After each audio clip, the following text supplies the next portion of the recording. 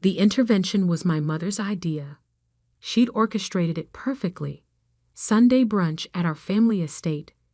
Everyone dressed in their concern, appropriate best. I could smell the expensive coffee and judgment as soon as I walked in. Alexander, darling. Mom adjusted her Cartier bracelet. We're all here because we care.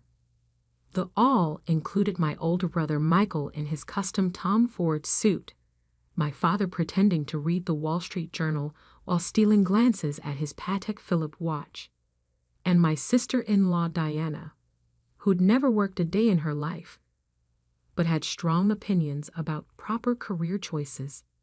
I'd chosen my outfit carefully.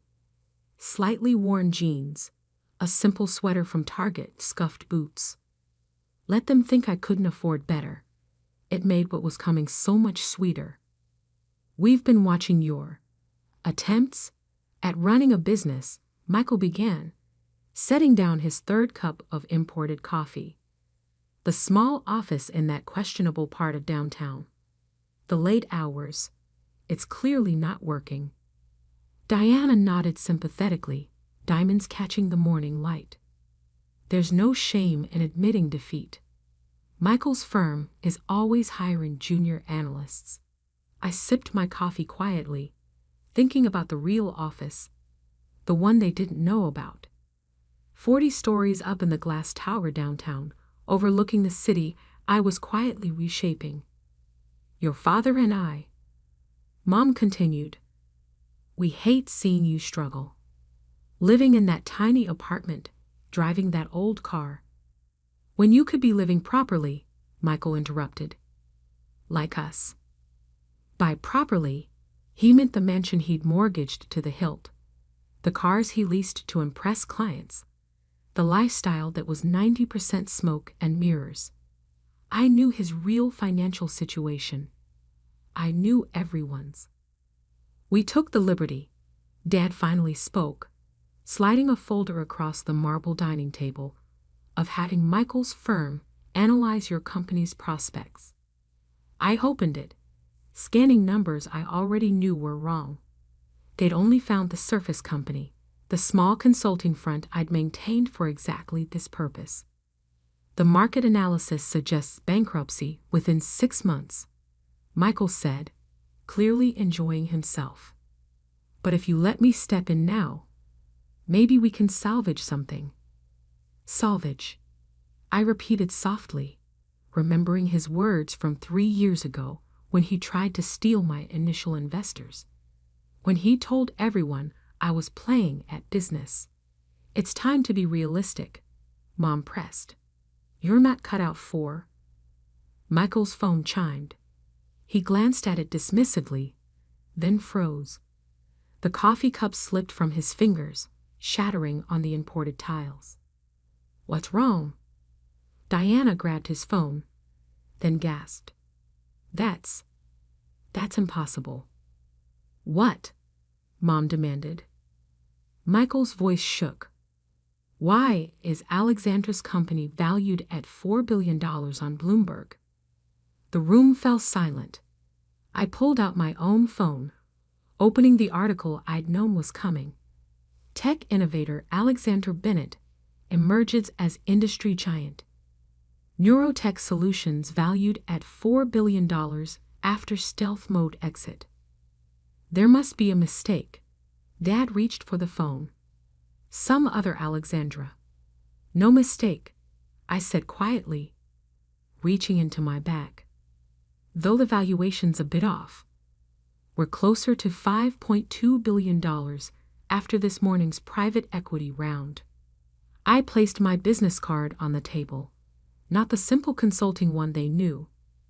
The real one, embossed CEO title, downtown office address, the company logo they were now seeing splashed across financial news worldwide. But your little office, Mom stammered. A front, I explained, useful for keeping competitors and nosy family members from seeing what I was really building. Building what? Michael demanded, scrolling frantically through the Bloomberg article. This says something about artificial intelligence and neural networks. The next generation of machine learning. I confirmed. Patents pending in 42 countries.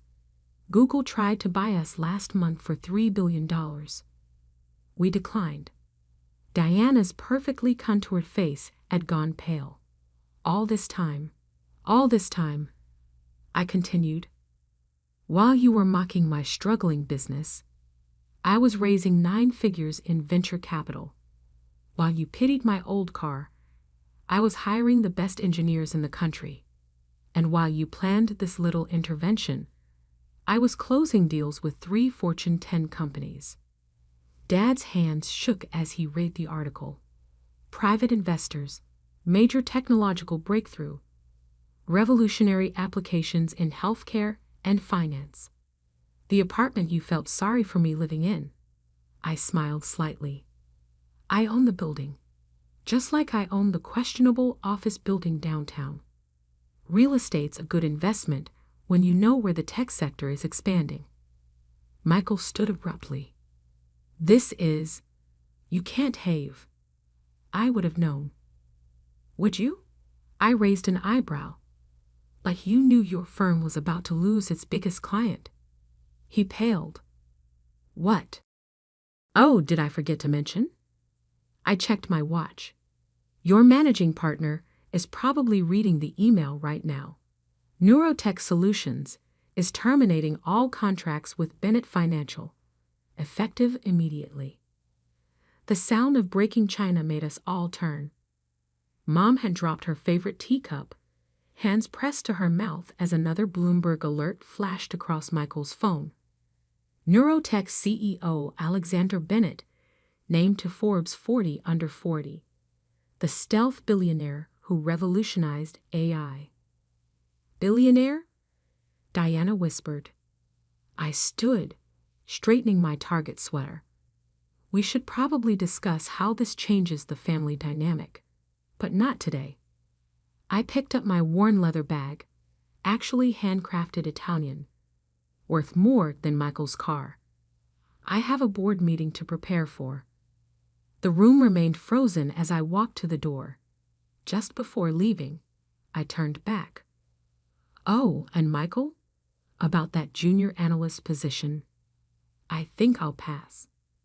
Their stunned silence followed me out into the morning sun, where my driver waited with the car I actually drove to important meetings. A perfect Sunday brunch, indeed. The next 48 hours were exactly what I'd predicted. The financial world exploded with speculation about the stealth billionaire who'd built an AI empire in secret. My phone filled with messages from family members who'd suddenly remembered our deep connection. Aunt Catherine, darling, always knew you were special. Cousin Peter, remember when we shared crayons in kindergarten? Uncle James, let's discuss investment opportunities. I sat in my actual office, 40 stories above the city, reviewing their desperate attempts at reconciliation with my chief of staff, Sarah. Your brothers tried to get past security 6 times today, she reported, sliding a stack of contracts across my desk. His wife called pretending to be from Goldman Sachs. I smiled, signing the documents. And my parents. Your mother's been calling every society magazine in the country, claiming she was your earliest supporter and mentor. Sarah checked her tablet. Your father's parked outside in his Mercedes for 3 hours. Has he figured out I own this building yet? No. He thinks you're just renting the penthouse office. Should I enlighten him? I glanced at the security feed, showing my father's car. Not yet. Let's see how long he sits there. My phone buzzed with an alert. Michael had just walked into Bennett Financial's morning meeting. Perfect timing. I pulled up the live stream from their conference room, another system they didn't know I controlled. You should see this, I told Sarah. On screen, Michael strutted to the head of the table, clearly ready to damage control. But before he could speak, his managing partner stood up. Would anyone care to explain? The partner held up his phone. Why our biggest client dropped us without warning? And why said client happens to be run by Michael's sister? The room erupted. Michael's face went from confident to panicked in seconds. Losing Neurotech means a 40% drop in annual revenue, the partner continued. And their new public profile would have doubled our fees. I can fix this, Michael stammered. Alexandra's jest? She's playing games. I'll talk to her. Like you talked to her 3 years ago. A voice came from the door. Everyone turned to see James Chen, my head of strategic partnerships, walking in. When you tried to steal her initial investors. Michael's face went white. How did you? We have the emails, Michael. James placed a folder on the table. Your attempts to discredit her to venture capital firms. Your calls to potential clients warning them away. Very thorough paper trail. I watched Michael sink into his chair as James continued. Neurotech Solutions isn't just terminating contracts. We're filing formal complaints with the SEC about your firm's attempts at market manipulation. Sarah whistled softly. That's going to leave a mark. He earned it, I replied, thinking of all the times Michael had tried to sabotage my company's growth. Actions have consequences. My office door opened and Maya, my general counsel, entered with another stack of documents. Your parents' financial records, as requested. You were right. They're leveraged to the hilt. The estate, the cars, everything's mortgaged through Bennett Financial.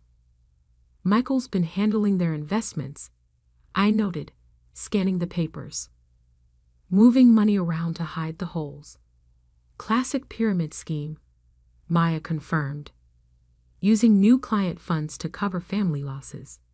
If the SEC investigates his firm, they'd lose everything. I leaned back, watching my father still sitting in his car below, unless someone steps in to help. Sarah raised an eyebrow. You're not seriously considering. Family's complicated, I interrupted, pulling up another file. But timing is everything. On my screen, another Bloomberg alert flashed. Neurotech Solutions announces new investment division. Industry veterans join leadership team. Right on cue, my phone rang. Mother's number. Darling. Her voice dripped honey and desperation. We simply must talk about this unfortunate misunderstanding. Your father and I are facing financial ruin if Michael's firm collapses. I finished. Which it will, once the SEC investigation starts. Silence. Then, how did you? I know everything, Mother. The mortgages, the loans, the shell games, Michael's been playing with your money. Did you really think I wouldn't find out? Alexandra, please. For the first time in my life, I heard real fear in her voice. Be at my office tomorrow, 9 a.m. Bring Dad and Michael. Leave Diana at home. This is family business. Your office? But we don't know where. Look up.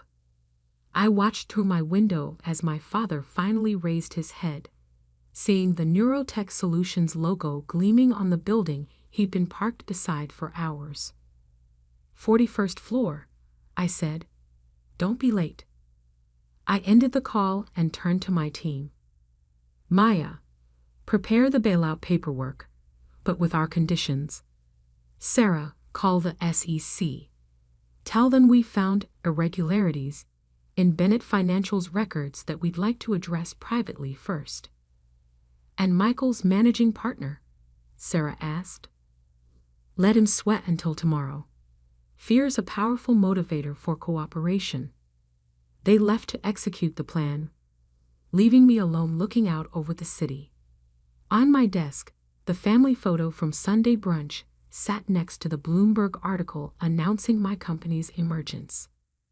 The contrast between their pitying looks then and their panic now was striking. But this wasn't about revenge. It was about rebuilding, on my terms this time. Tomorrow, I would offer them salvation. But first, they needed to understand exactly who they were dealing with. The quiet daughter they'd underestimated wasn't so quiet anymore. They arrived at 8:57 a.m. Mother in channel, father in his best crisis management suit, and Michael looking like he hadn't slept in days. My security team made them wait in the lobby for exactly 15 minutes before escorting them up. The elevator opened directly into my office suite, where floor-to-ceiling windows offered a panoramic view of the city. I'd arranged the seating carefully, them on the low couch, me at my desk on a slightly elevated platform. Power dynamics matter. Your company owns the whole building, Father asked, trying to mask his shock with business casual interest. Among others, I replied, not looking up from my screen where I was watching Bennett Financial's stock price continue its downward spiral. Michael, your firm's lost 27% of its value since yesterday. Impressive. He shifted uncomfortably. The market's overreacting. Once I explain. Explain what? I turned my screen, showing internal emails from his firm. The unauthorized use of client funds, the misleading investment reports, or your personal offshore accounts. Mother gasped. Father's carefully maintained composure cracked. How did you? Michael started. 3 years ago, when you tried to sabotage my initial funding rounds, I hired the best forensic accountants in the business. They found everything. I pressed a button, and documents began appearing on the wall screens. Every hidden transaction, every falsified report, every client you've deceived. Alexandra, Mother cut in, surely we can discuss this as a family. Like you discussed my failing business as a family? I stood, walking to the windows. Or like Michael discussed my company with potential investors, telling them I was emotionally unstable and financially irresponsible? Father stepped forward. Whatever Michael did, your mother and I leveraged everything you own through his firm. I turned back to them. The estate's mortgaged 3 times over. Your art collection's being used as collateral for high-interest loans. Even Mom's precious jewelry is tied up in investment schemes. Mother's hand flew to her pearls. That's not possible. Show them, I said to the air. My AI system responded instantly, projecting detailed financial records onto every wall. Their entire financial house of cards, exposed in high-resolution glory. When the SEC investigation becomes public, I continued, you'll lose everything. The estate, the cars, the country club memberships, all gone. The Bennett name will become synonymous with fraud. Michael jumped up. You can't prove. Actually, a new voice interrupted. James Chen walked in, carrying a thick binder. We can prove all of it. Your sister's AI system has been tracking your firm's transactions for years. The evidence is comprehensive. Who is this? Father demanded. James Chen, head of strategic partnerships at Neurotech Solutions. He handed each of them a document. And these are your options. I watched them read, seeing the exact moment they understood their situation. Mother's hands trembled. Father's face went ashen. Michael looked like he might faint. Option 1, I explained. We submit everything to the SEC tomorrow. You face federal charges, asset seizure, and public humiliation. Option 2, James continued. You sign these papers now. Transfer all family assets to Neurotech's new investment division. We handle the SEC quietly, restructure the debt, and save what we can of the Bennett name. You want us to give you control of everything. Michael's voice cracked. I already have control, I corrected. I'm offering you a chance to keep some dignity. And maybe, I paused, learn how to build something legitimate for once.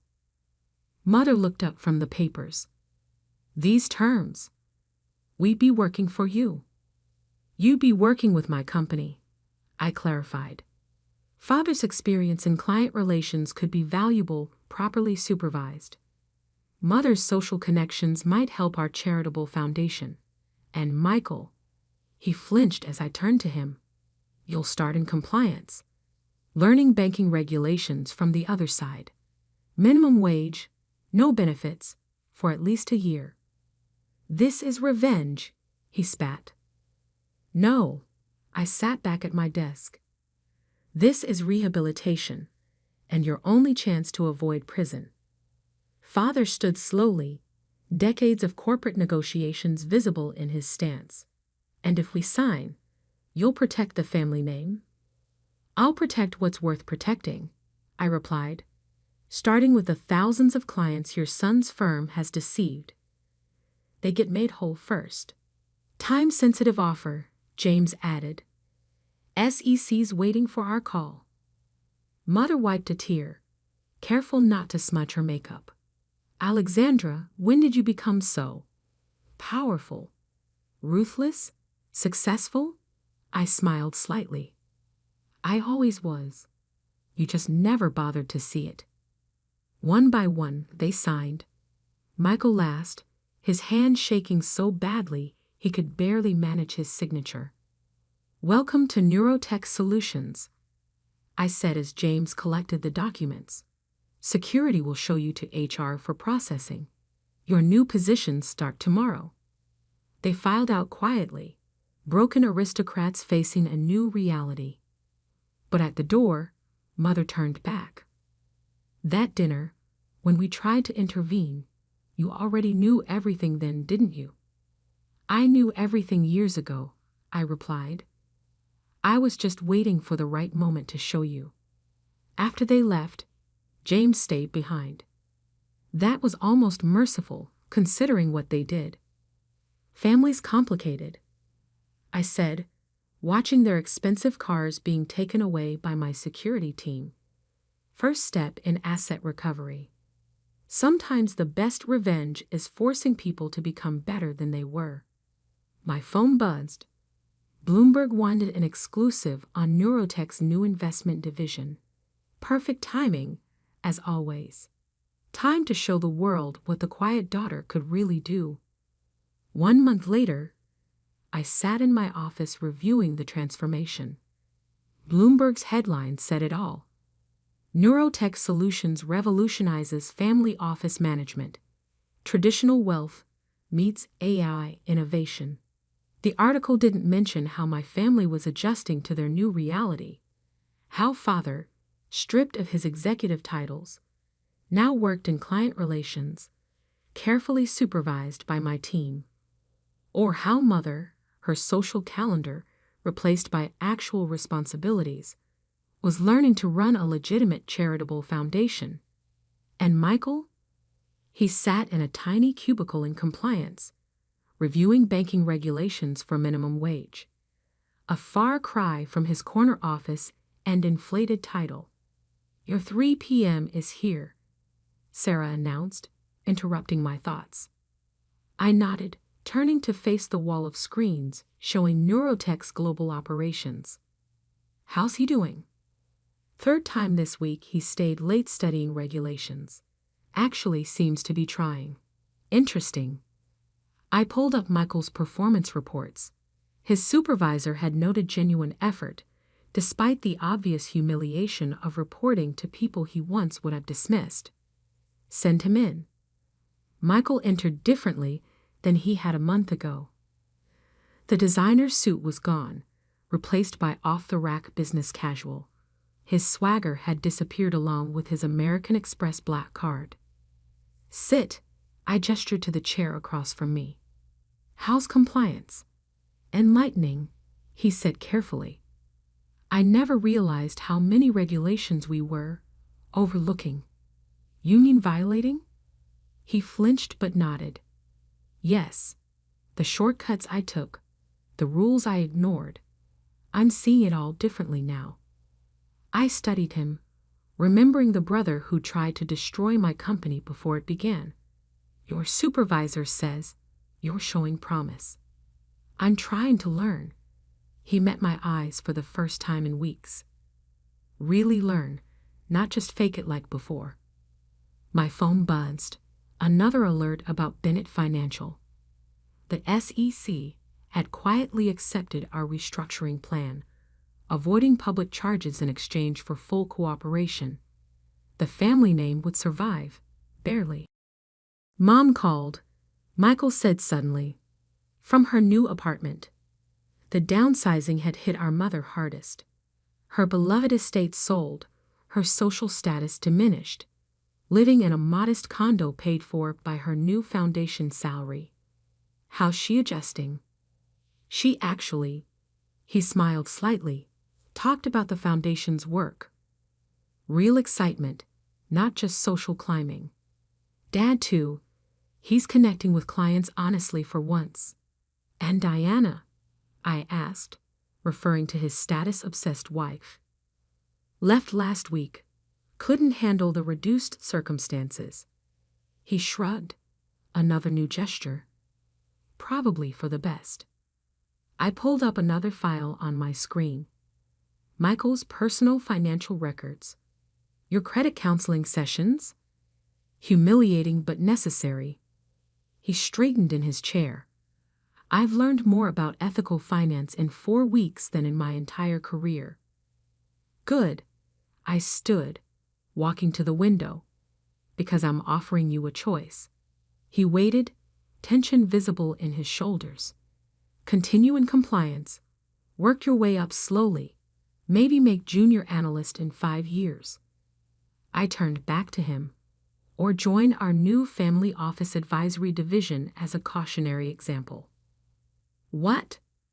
We're teaching other family offices how to transition to modern, ethical wealth management. I explained. Your story, the fraud, the downfall, the lessons learned, could be valuable if you're willing to own it. Understanding dawned on his face. You want me to admit everything, publicly? To select clients. Show them what happens when old-school family money meets modern regulatory scrutiny. I sat on the edge of my desk. Help other families avoid our mistakes. He was quiet for a long moment. The Michael from 2 months ago would have rejected the idea instantly, too proud to admit failure. But that Michael was gone. When do I start? I smiled, genuinely this time. Training begins next week. Same salary, but with potential for growth, based on genuine performance, not family connections. Why? He asked. After what I did to you, why offer this chance? Because you're learning, I replied. And because sometimes family deserves a second chance. Just one, though. He nodded, understanding the warning beneath the opportunity. One more thing. I pressed a button, and the screens filled with new data. Neurotech's AI has identified similar fraud patterns in 12 other family offices. The SEC's very interested. You're going after all of them. We're offering them the same choice we gave you. Modernize or face extinction. I handed him a folder. Your first assignment. Review these cases. Identify the patterns you recognize from your own experience. He took the folder with newfound respect. The quiet sister who watched and learned became the one who changed everything. I finished. Don't forget it. After he left, Sarah brought in the latest market reports. Neurotech's stock had doubled again. Our AI systems were revolutionizing not just technology, but how generational wealth adapted to modern scrutiny. My phone buzzed with a message from Mother. The Foundation's education initiative helped 50 students today. Really helped them, not just for show. Thank you for showing me a better way. I saved the message. A small validation that some lessons were finally being learned. On my screen, the global map of Neurotech's operations pulsed with activity. Each light represented change, innovation, progress. The quiet daughter had built something revolutionary, something that would reshape not just her family's legacy, but the entire landscape of wealth and power. And yes, I was just getting started. But this time, I wasn't starting alone. I was bringing everyone else into the future, whether they were ready or not. The Lancaster Country Club's dining room sparkled with crystal and silver as my parents celebrated their 40th wedding anniversary surrounded by 200 of their closest friends, business associates, and extended family. Mom had spent months planning this event, insisting on the most elegant venue, the finest catering, and formal invitations printed on heavy cardstock that probably cost more per sheet than most people spend on lunch. I sat at table 7, strategically positioned near the back where I could observe without drawing too much attention to myself. My simple navy dress and minimal jewelry marked me as distinctly underdressed compared to the other guests, who seemed to be competing for who could wear the most expensive designer outfit to honor Gerald and Patricia Foster's 4 decades of marriage. Ladies and gentlemen, Dad's voice boomed through the microphone as he prepared to give his anniversary speech. The conversations gradually died down as attention focused on the distinguished couple at the head table. Patricia and I are overwhelmed by your presence here tonight. I'd heard versions of this speech before at various family gatherings, so I knew the general outline.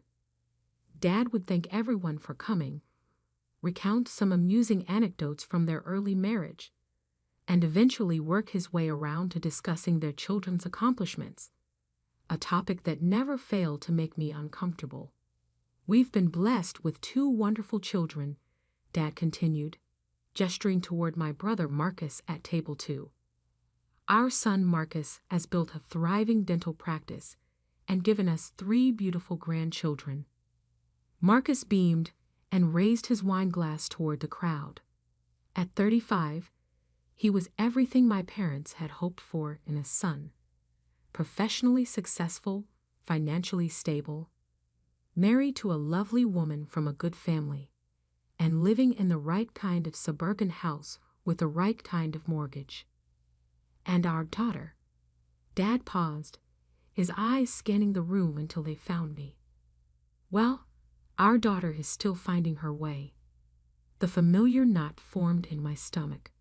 I'd been still finding my way, according to my parents, for the past 12 years, ever since I'd graduated from Princeton with a PhD in chemistry at age 24 and declined to pursue what they considered a proper career path. Dr. Sarah Foster has always been our little scientist. Mom chimed in from beside him, taking the microphone with practiced ease. Even as a child, she was mixing chemicals in the basement, much to our horror. Polite laughter rippled through the crowd. I managed a weak smile while internally cringing at the way she made my childhood fascination with chemistry sound like an amusing phase, rather than the foundation of a serious scientific career. She's still playing around in laboratories. Mom continued with that indulgent tone she used when discussing my life choices. Our daughter's little science hobby. Nothing too serious, just playing in labs here and there. The casual dismissal hit me like a physical blow.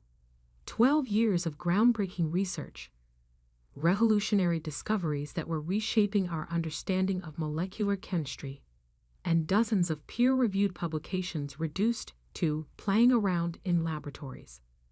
My life's work characterized as a hobby, like collecting stamps or gardening on weekends. What made it worse was that Mom genuinely believed she was being supportive. In her worldview, Acknowledging that I had a PhD made her a progressive parent, even if she couldn't quite grasp what I actually did with that education. We keep hoping she'll settle down and find something more stable, Dad added with a chuckle. Maybe teach high school chemistry or work for a pharmaceutical company. Something with regular hours and good benefits. The suggestion that I should teach high school chemistry, not that there's anything wrong with teaching, revealed how completely they misunderstood the scope and significance of my work. I wasn't someone who needed to find a job.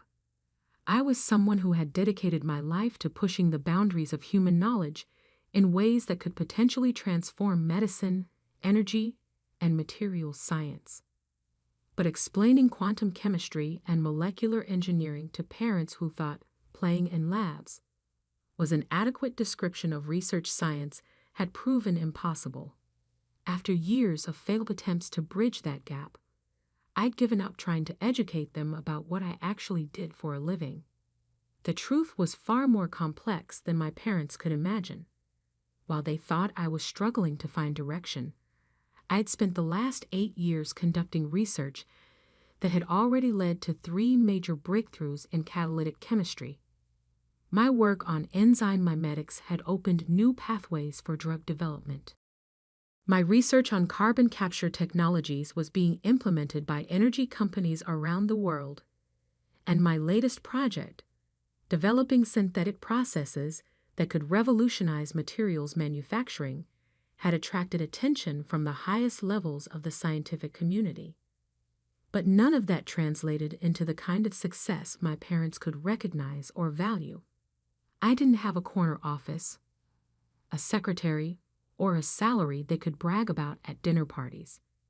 I had research grants, laboratory access, and the respect of my peers, currencies that didn't register in their understanding of professional achievement.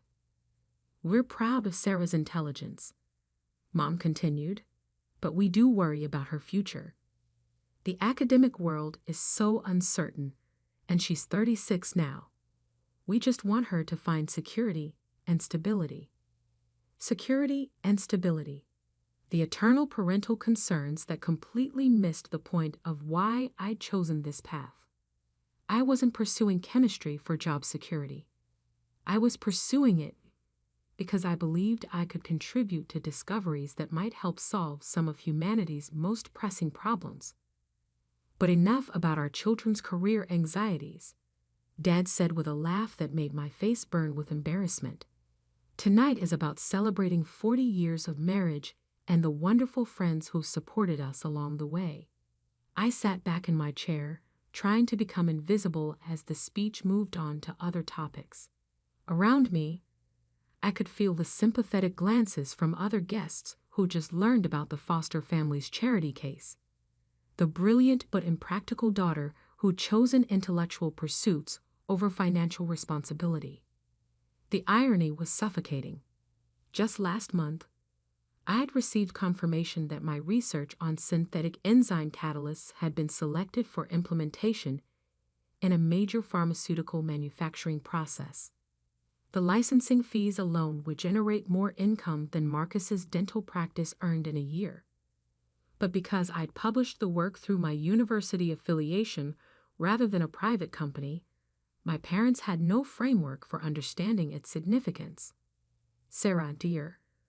Mrs. Williamson from table 6 approached during the cocktail hour that followed dinner.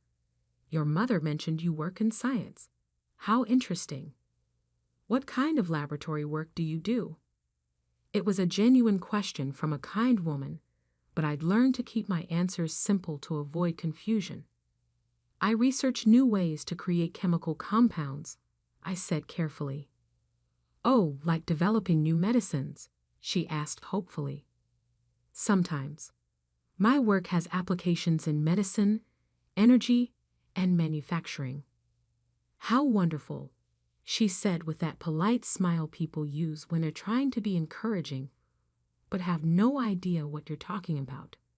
I'm sure it's very fulfilling, even if it's not as financially rewarding as other careers. There it was, The assumption that meaningful work and financial success were mutually exclusive, that I'd chosen intellectual satisfaction over practical compensation. Mrs. Williamson meant well, but her comment revealed how completely my parents had framed my career choices to their social circle. It has its rewards, I said diplomatically. The evening progressed with more conversations along similar lines. People asked polite questions about my research, offered gentle encouragement about eventually finding stable employment, and shared stories about their own children's more conventional career paths. I smiled and nodded and tried not to let the casual condescension get under my skin. By 9 o'clock, I was mentally calculating how much longer I needed to stay before I could politely escape. Mom would expect me to remain for the cake cutting and probably the first dance, but after that, I could slip away and return to my apartment where I could review the latest data from my current experiment without having to explain why I found molecular structures more fascinating than small talk about vacation destinations. Then my phone rang. The ringtone cut through the ambient conversation like a knife. I glanced at the screen and saw an international number with a country code I didn't immediately recognize. Normally, I would have declined the call and returned it later, but something about the timing made me hesitate. "Excuse me," I murmured to the table, stepping away to take the call in a quieter corner of the room. "Hello, this is Dr. Sarah Foster." "Dr. Foster, this is Professor Eric Lindqvist from the Royal Swedish Academy of Sciences in Stockholm." My heart stopped. The Royal Swedish Academy of Sciences. There was only one reason they would be calling me directly. "I'm calling to inform you that you have been selected as this year's recipient of the Nobel Prize in Chemistry for your revolutionary work on synthetic enzyme catalysis and its applications to sustainable manufacturing processes." The world tilted on its axis. The Nobel Prize. The highest honor in scientific achievement. The recognition that marked a researcher as one of the most important contributors to human knowledge in their field. Are you certain?" I managed to whisper. "Absolutely certain, Dr. Foster. The committee was unanimous in their decision. Your research has fundamentally changed our understanding of catalytic processes and opened new pathways for environmentally sustainable chemistry. We'll be making the public announcement tomorrow morning, but I wanted to give you advance notice." I was holding my phone with trembling hands, barely able to process what I was hearing. The Nobel Prize for my little science hobby. "Dr. Foster, are you there?" "Yes, I'm here," I said, though my voice sounded strange to my own ears. "Congratulations, Dr. Foster. This is a well-deserved recognition of truly groundbreaking work." I thanked him and hung up, still staring at my phone like it might have been playing some kind of elaborate prank. The Nobel Prize in Chemistry, for work my parents described as playing around in laboratories. I looked across the room at Mom and Dad, who were holding court near the head table, completely unaware that their disappointment of a daughter had just received the highest honor in scientific achievement. Without really thinking about what I was doing, I walked back toward the center of the room where most of the guests were gathered. "Excuse me," I said loudly enough to get attention. "I'm sorry to interrupt, but I just received some news that I think you might want to hear." Conversations died down as people turned to see what the quiet foster daughter had to say. "I just got a phone call from Stockholm," I announced, my voice growing stronger as I spoke. "From the Royal Swedish Academy of Sciences." I could see my parents exchanging confused glances. Stockholm meant nothing to them, but I noticed Dr. Peterson from Table 4 straightening up with sudden attention. As a retired physics professor, he understood exactly what a call from Stockholm implied. They called to inform me that I've been awarded this year's Nobel Prize in Chemistry. The silence that followed was so complete, I could hear the ice maker cycling in the kitchen. 200 guests stared at me like I'd just announced that I was actually an alien from another planet. The Nobel Prize? Mom's voice was barely a whisper. For my work on synthetic enzyme catalysis, I continued, feeling like I was in some kind of dream. The research I've been conducting for the past 8 years. The little science hobby you mentioned in your speech. Dad's champagne glass slipped from his hand and shattered on the floor, the crystal fragments scattering across the polished hardwood. Sarah, he said slowly, are you saying you won the Nobel Prize? The actual Nobel Prize? Yes, Dad, the actual Nobel Prize. Dr. Peterson suddenly stood up, his chair scraping against the floor. Ladies and gentlemen, he announced to the room, do you understand what this means? Dr. Foster has just received the highest honor in scientific achievement. She's won the Nobel Prize. The room erupted. Conversations exploded as people tried to process this information. Phones came out as guests started Googling Nobel Prize chemistry and Sarah Foster. The quiet, unsuccessful daughter had just revealed herself to be one of the most distinguished scientists in the world. But Mom was struggling to form complete sentences. But you work in a laboratory. You don't have a real job. Mom, I said gently, I am one of the leading researchers in catalytic chemistry. My work has been published in every major scientific journal. Universities around the world use my research in their graduate programs. Graduate programs? Dad repeated faintly. The work I do isn't a hobby, I continued. It's groundbreaking research that's changing how we understand chemical processes. The Nobel Committee just recognized it as some of the most important scientific work being done today. Mrs. Williamson approached with her phone in her hand, looking stunned. Sarah, I just looked you up online. There are dozens of articles about your research. The New York Times called you one of the most innovative chemists of your generation. The New York Times wrote about you? Mom asked weakly. Several times, I confirmed. Most recently when my carbon capture research was implemented by 3 major energy companies. You work with energy companies.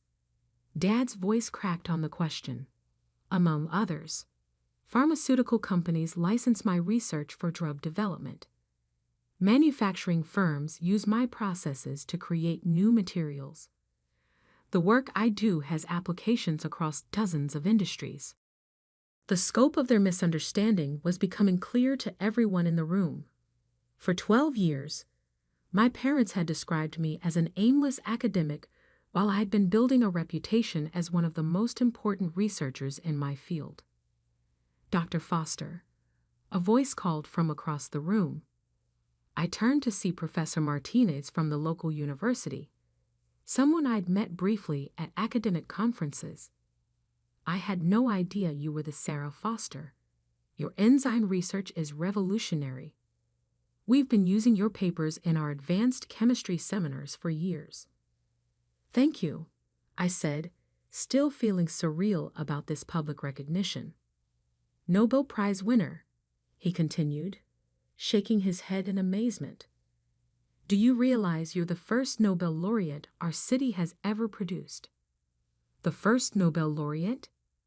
Mom repeated, like she was testing whether the words made sense. Professor Martinez nodded enthusiastically. Dr. Foster's work is going to be in textbooks for generations. Her synthetic enzyme research has opened entirely new fields of study. I could see my parents trying to reconcile this new information with their fundamental understanding of who I was and what I'd been doing with my life. The daughter they'd worried about, the woman they described as unstable and directionless, had just been recognized as one of the most accomplished scientists in the world. Sarah. Marcus appeared at my side, his face pale with shock. Is this real? Did you actually win the Nobel Prize? Yes, Marcus, it's real. But you never said, you never told us you were doing anything this important. It was a fair point, but the answer was complicated. How do you explain to your family that you stopped sharing your achievements because they consistently dismissed them as unimportant? I tried to tell you, I said gently. Remember when my first major paper was published in Nature? I was excited about it, and I tried to explain what it meant, but you said it sounded too academic and theoretical. Marcus's face flushed as the memory hit him. You tried to show us the journal, and I said nobody reads that stuff except other professors. Nature, Professor Martinez interrupted, is the most prestigious scientific journal in the world. Publishing in Nature is like winning an Oscar for scientists. An Oscar? Mom said weakly. And Dr. Foster hasn't just published in Nature, Professor Martinez continued. Apparently oblivious to the family drama he was intensifying. She's published in Science, JACS, Chemical Reviews, every top-tier journal in chemistry. Her citation index is extraordinary. Each piece of information hit my family like a separate revelation. The language of scientific achievement was foreign to them, but Professor Martinez was translating it into terms they could understand. When I got the Breakthrough Prize last year, I added quietly, I mentioned it at Christmas dinner. You said it sounded like a nice honor and asked if it came with any money. The Breakthrough Prize? Professor Martinez looked amazed. You won the Breakthrough Prize too. Dr. Foster, that's a $3 million award. $3 million? Dad's voice cracked completely. Just the prize money, I confirmed. The research grants and licensing fees are separate. Licensing fees? Mom asked faintly. Companies pay to use my research in their products and processes, I explained. The pharmaceutical applications alone generate about $2 million annually. The numbers were clearly overwhelming their ability to process this information. For years, they'd worried about my financial stability, while I'd been earning more money than they could imagine.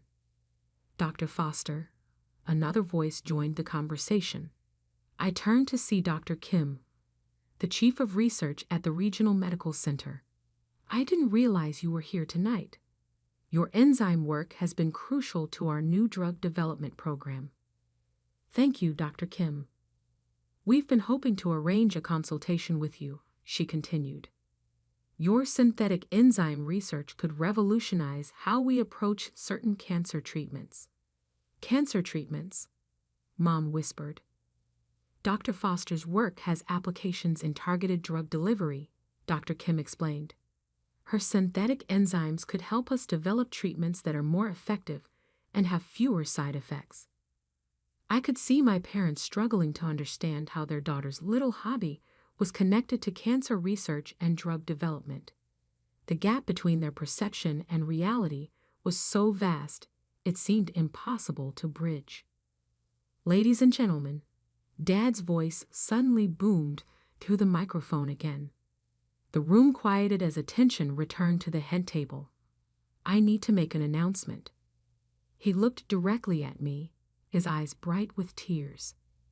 30 minutes ago, I told you that my daughter was still finding her way. I described her work as a little hobby, something she was just playing around with. His voice broke slightly. I was wrong. Completely, embarrassingly wrong. The room was absolutely silent. My daughter has just been awarded the Nobel Prize in Chemistry, he continued. She's not finding her way. She's leading the way. She's not playing around in laboratories. She's conducting research that's changing the world. He paused, looking directly at me across the room. Sarah, I'm sorry. We're sorry. We didn't understand what you were doing because we never took the time to really listen and learn. We measured your success by our standards instead of recognizing that you were operating at a level we couldn't even comprehend." The apology hung in the air like a bridge between the past and whatever came next. "Dr. Foster," Professor Martinez said quietly, "would you mind if we asked some questions about your research? I think everyone here would love to understand what Nobel Prize-winning chemistry actually involves." For the first time in years, someone was asking about my work with genuine curiosity rather than polite obligation. "I'd be happy to explain," I said, and for the next hour, I found myself giving an impromptu lecture on enzyme catalysis to 200 wedding guests, explaining how synthetic enzymes could revolutionize manufacturing, reduce environmental impact, and create new medical treatments. My parents listened with rapt attention, asking questions that revealed they were finally trying to understand what I devoted my life to pursuing. "So when you said you were working on carbon capture," Mom said slowly, "you meant you were developing technology to fight climate change." "Essentially, yes. My synthetic enzymes can capture carbon dioxide more efficiently than existing methods and convert it into useful materials." "And this is important work?" Dad asked. Professor Martinez laughed. "Important? Dr. Foster's research could help save the planet. The Nobel Committee doesn't give prizes for minor contributions." As the evening wound down and guests began to leave, my parents approached me with expressions I'd never seen before, a mixture of awe, respect, and something that might have been pride. "Sarah," Mom said, tears flowing freely now, "I don't know how to apologize for tonight, for all the nights. We've been describing you as a failure when you're actually one of the most accomplished scientists in the world," Dad finished. "How do we come back from that?" It was a fair question, and it deserved an honest answer. "By understanding that I never wanted you to change your opinion of me," I said gently. "I just wanted you to respect that I was following my own path, even when you couldn't see where it was leading." "Can you teach us?" Mom asked suddenly. "I mean, really teach us about what you do. I want to understand your work, your achievements, your world." "I'd like that," I said and meant it. As we gathered our things to leave, Dad pulled me aside. "Sarah, I have one more question." "Okay, are you happy? With your research, your life, everything you've built, are you happy?" It was such a dad question, cutting straight to what mattered most. "Yes," I said simply. "I'm doing exactly what I was meant to do, solving problems that fascinate me, contributing to human knowledge in ways that might help people. I can't imagine being happier." "Good," he said, and hugged me tighter than he had in years. "That's all that really matters." Walking out of the Lancaster Country Club that night, I felt like the world had shifted on its axis. The secret was out, the pretense was over, and for the first time in years, my family knew exactly who I was and what I'd accomplished. It wasn't the anniversary celebration my parents had planned, but it was the beginning of a new kind of relationship, one built on truth instead of assumptions, understanding instead of judgment. And as I drove home to my apartment, past the university where my research was changing the future, I realized that being truly known for who I was felt better than any prize ever could. The Nobel Prize was just the world's way of confirming what I'd always known. Sometimes the most important work happens in laboratories, away from the spotlight, pursued by people who care more about discovery than recognition. But having my family finally understand that my little hobby was actually my life's calling, that was worth more than any award could ever be. Hey everyone, it's June. My husband Gabrielle and I are collaborating on this story, but before we dive in, I need to share a rather unpleasant experience. My first encounter with Gabriel's parents, Louise and Lena. Let me fill you in on what they had to say. Brace yourselves. I can't believe you date someone like Gabriel, a real underachiever. This woman has no redeeming qualities. She merely works a desk job in a small office. How on earth will she provide us with a good life? Mom, I love June, and she's the only one for me. I don't care about her income or job. I never cared about those things. Well, we care, Gabriel. We've made that clear from the start. If you paid any attention, you'd know. Listen, Gabriel, if this girl doesn't bring more to the table, she can't be our daughter-in-law. We won't approve. Find someone else. No, Mom, June is the one for me. I'm going to marry her. I had the entire proposal planned, and now you've ruined everything. I was stunned as this conversation unfolded. Yes, I was surprised about Gabriel planning to propose. We had been dating for 3 years, and while I hoped for a proposal, I didn't expect it to happen so soon. However, what left me truly shocked was Louise and Lena's alarming behavior toward our relationship. Gabriel had warned me about them, saying, June, I've met your dad. He's great. But let me be clear, my parents are not good people. I was naive, not comprehending how cruel and selfish parents could be. While Gabriel financially supported his parents, he distanced himself from them, revealing that they were motivated by greed, always pushing him to marry rich. The day I met his parents, I realized how true his words were. Despite their protests, Gabriel proposed, and we got married. Although Louise and Lena threatened to boycott the wedding, they eventually attended, thanks to Gabriel's desperate pleas. He didn't have much family on his side and wanted them there, even though they made it clear they didn't approve. I later discovered that Gabriel had convinced them to attend by portraying my family as financially stable.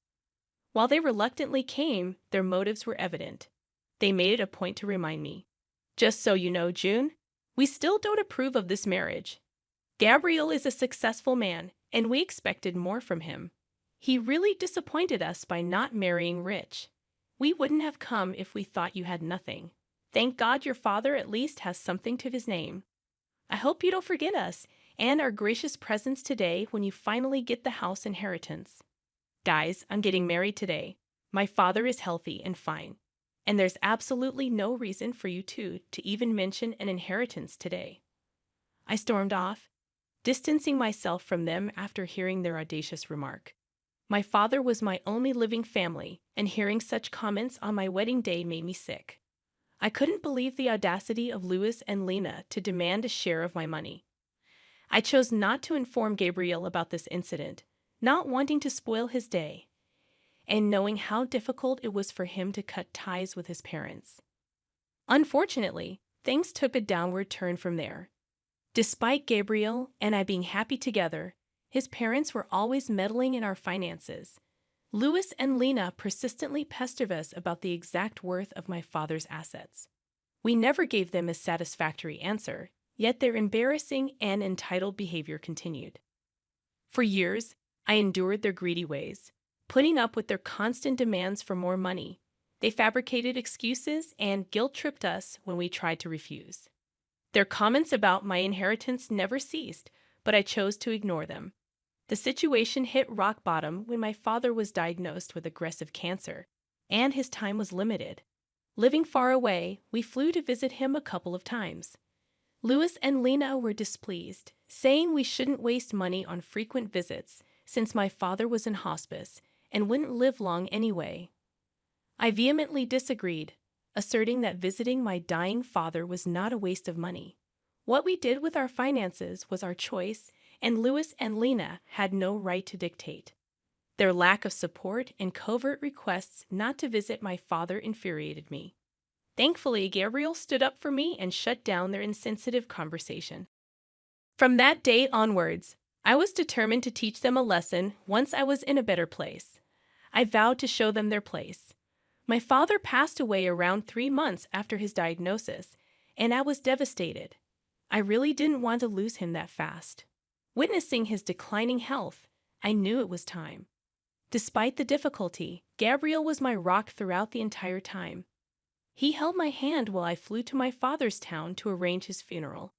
Louis and Lena were only blowing up my phone, demanding to know about my inheritance and how much I planned to spend on the funeral. I was disgusted with those messages, and so was Gabriel. However, we didn't do anything at the time, both agreeing that they would be served their just desserts after we returned home from the funeral. As predicted, Louis and Lena showed up as soon as Gabriel and I returned home. After entering the house, they started to hound us with questions. So the funeral is finally over. God, I've been dying to know what you got in the inheritance. Your father must have left you the house. What are you even talking about, Lena? How does my inheritance concern you in any way? I just came back from my father's funeral, and this is what you ask. Oh, please, June, don't be such a spoiled sport. Ever since Gabriel married you, we've been wondering why he did it. I mean, you don't have a great job, and neither are you beautiful. What did he ever see in you? Me and Louis guessed that it must be because of money. Mom, what is wrong with you? How can you even insult me and my wife like that? We married each other for love. I have told you this countless times. At least have the decency not to bring it up today. Gabriel, there's no reason to be so dramatic. We're simply asking her a question. Your wife can just answer us and satisfy our curiosity. We don't mind if you marry June for money. In fact, we would be happy to know that you've bagged the great prize. You are truly horrible parents to accuse your own son of being a gold digger. You two are insane. I wonder how a great man like Gabriel was born to such disgusting people. Enough with the small talk, June. Tell us what you got in your inheritance. This is the day I was waiting for. Your father must have left you something. Gabriel told me that he lived in a big house. You could just tell now and buy us a house instead. We will make great use of the money. Besides, we are your parents now. Hearing this made my blood boil, and I seethed with rage while Gabriel looked at his parents in disbelief. Even he couldn't comprehend the fact that his parents could be so greedy and selfish. My father wasn't even dead for a month, and they were already planning to spend my inheritance on themselves. Hell, they even started to call themselves my new parents. At that point, I knew I had to do something. For years, I had put up with them for Gabriel's sake. But today was the day for a change. I wanted to show Gabriel just how bad his parents were, I said. Actually, my dad didn't have the house in his name when he died. I'm sorry to tell you that he did own that house for a long time, but he had to let it go for reasons. What? So you're telling us that your father didn't even own his house anymore? No, like I said, he owned it a long time ago. He had to let go of the house very recently, so no, I did not get the house or any inheritance, as they say. Oh my God, so your father was a poor man after all. I knew you were too cheap to be wealthy. Your father couldn't even keep his house till the end. That poor man died with no house under his name. Leave our son, as you're good for nothing. Mom, our marriage isn't over just because she didn't get an inheritance. You can't just ask her to leave me because of a stupid reason like that. Don't speak over us, Gabriel. We won't allow you to continue this marriage anymore. You have disappointed us by marrying into a poor family. You didn't once think about how you could keep your parents happy. I'm ashamed to have a son like you. June, I'm sure you must have trapped my son into marrying you. People like you can use cheap tricks to lure men. Your final plan was to cut us off and enjoy my son's money alone. Well, guess what, June? I won't let that happen. Louis and Lena started to harass Gabriel to give me a divorce and leave. They told him that he should marry a rich girl so that my in-laws could live the life of luxury they always wanted. Gabriel was getting upset and started to break down. I knew that I had to take the opportunity to help him make a decision. Gabriel, are you going to let your parents do this to us? I have put up with their gold-digging ways for a long time now. I didn't open my mouth because you felt guilty cutting them off.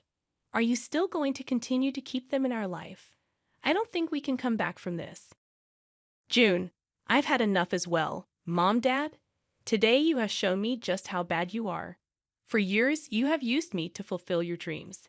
I won't tolerate this anymore. Don't be stupid, Gabriel.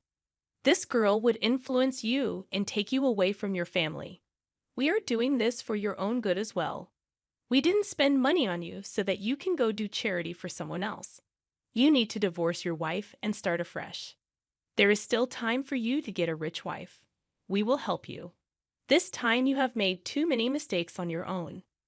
No, I won't leave my wife because she didn't get an inheritance. I'm done being a puppet in your hands. I will stay with June. You two won't be allowed in my life anymore. What will you do by keeping June in your life? This is not what we ever wanted. She's totally unworthy of you. If you stay in this marriage, we don't want anything to do with you anymore. We won't help you when she robs you and leaves you destitute. Seeing Lena and Louis's horrible behavior, I finally decided to reveal the truth to them. I knew that telling them about my true net worth would make them beg and plead at my feet. I wanted to go all out on them. I wanted Gabriel not to regret his decision in any way, so I said, "There will be no need for that, guys. I don't need to rob Gabriel and take his money. I have plenty of money on my own, and I will take care of Gabriel just fine without your help. Look who's talking. You don't have to lie to us to make yourself look better, June. We know the truth. Yes, the truth is that you are the daughter of a poor man, and you don't work a good enough job to make lots of money. In a few months, you will go after Gabriel's money once you are destitute." Well, actually, I am not a poor man's daughter. I have 50 million in my bank account.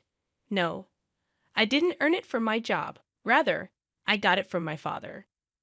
That is impossible. Your father didn't have anything in his name. You said that yourself. Don't try to fool us, June.